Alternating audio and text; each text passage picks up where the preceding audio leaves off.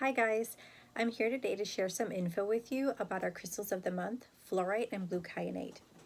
So firstly, fluorite is a crystal that comes in blue, purple, and green and different shades of violet. The multicolored types of fluorite are called rainbow fluorite. Like this right here, this is a polished fluorite tower. And this is a raw fluorite chunk. Trying to get all the colors in there. So all of our ritual vaults this month went out with both a large piece of raw fluorite and a blue kyanite crystal. Back to fluorite. So its natural form is an 8-sided cube or a double point, which is called an octahedron.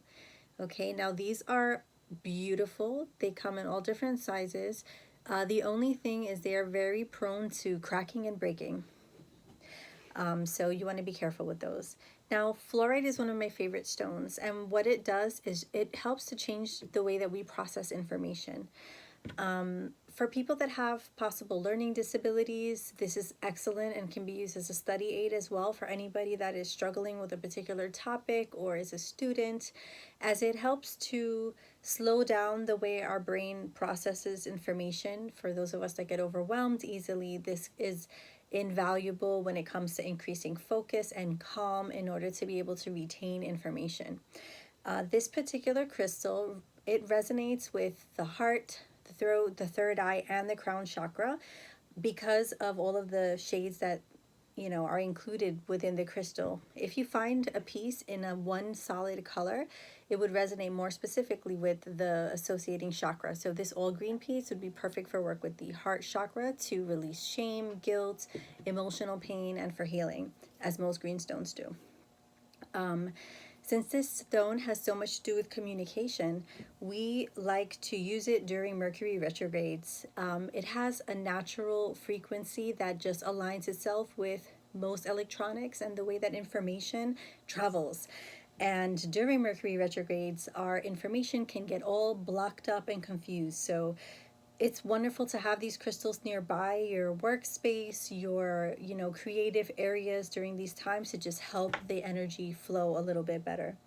The next crystal we're going to talk about is our blue kyanite. Now, kyanite is a flaky, flat mineral. This stone is associated with the throat chakra, so it also has a lot to do with communication, except the communication that we're talking about with this crystal is a little bit different.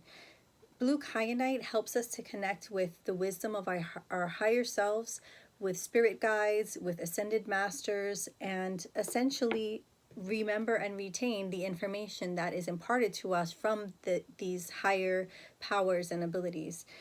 It's really interesting, but many people have also reported being able to have dreams with their loved ones that have passed away by making dream pillows using these crystals or having them by their nightstand and simply putting the strong intention out there.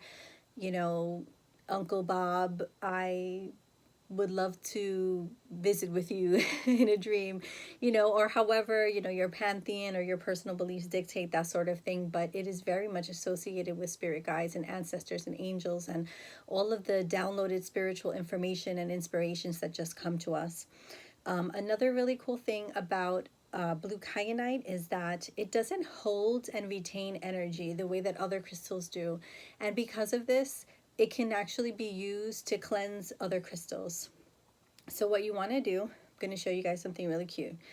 I have this little tiny bowl full of little tiny crystals, okay, that I use for chakra cleansing and spell work. And right in the center, I have a teeny tiny selenite wand that I stand upright in the center of this bowl and use it to cleanse my crystals. Now, blue kyanite functions in very much a similar way.